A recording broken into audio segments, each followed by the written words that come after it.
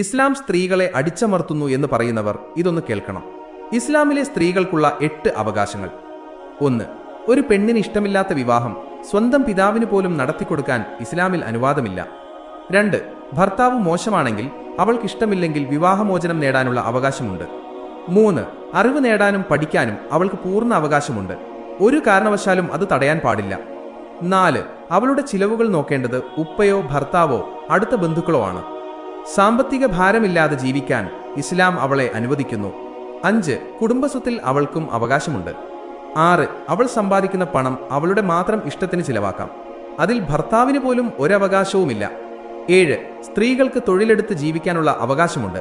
ഖുർആൻ പറയുന്നു, പുരുഷൻ സമ്പാദിച്ചത് പുരുഷനും സ്ത്രീ സമ്പാദിച്ചത് സ്ത്രീക്കുമുണ്ട്. 8.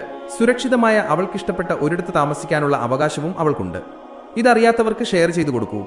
നിങ്ങളുടെ അഭിപ്രായങ്ങൾ താഴെ കമന്റ് ചെയ്യൂ.